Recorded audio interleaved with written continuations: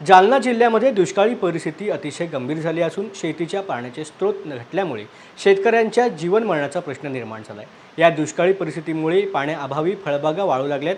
भाजप नेते तथा समृद्धी शुगरचे संचालक सतीश घाटगे यांनी जालन्यामधील बरासवाडा येथे दुष्काळामुळे नुकसान झालेल्या मोसंबी बागांची पाहणी केली। शासनाने शेतकऱ्यांना भरीव मदत द्यावी याकरता आपण स्वतः शासन दरबारी पाठपुरावा करू, या नुकसानग्रस्त शेतकऱ्यांना दिलासा देखील देऊ, अशी माहिती सतीश घाटगे यांनी पाहणी दरम्यान केली आहे। अंबड घनसावंगी तालुक्यात मोसंबीचं आगार आणि GI मानांकन मिळालेला हा जिल्हा आहे।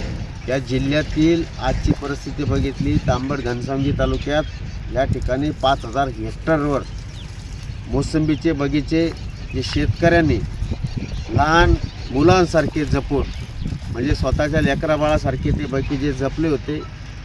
5, 10, 15 वर्षाचे बगीचे त्या ठिकाणी अक्षरशः उपटून फेकून द्यावं लागतात। इतकी ते भयंकर अशी पाण्याची या ठिकाणी टंचाई, पिण्याचे पाण्याचे प्रश्न आहेत आणि सरकार या बाबतीत संवेदनशील आहेत। आम्ही सरकारकडं या बाबतीत निश्चित दाद मागतोय।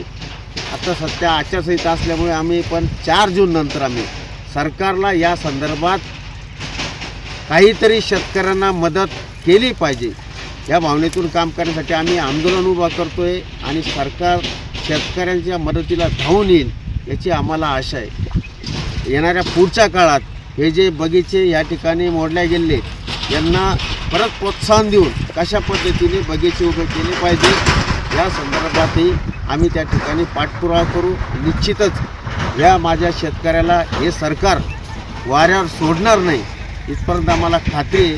सरकार पाठीशी उभे राहील आणि शेतकरी कोलमडलेला शेतकरी आम्ही त्या ठिकाणी जे काही सरकार दरबारी आम्हाला पाठपुरावा करायचा आहे, दबाव टाकायचा आहे, आंदोलन करायचे आम्ही सर्व करू, पण आमच्या शेतकऱ्याला आम्ही त्या ठिकाणी वाऱ्यावर सोडणार नाही।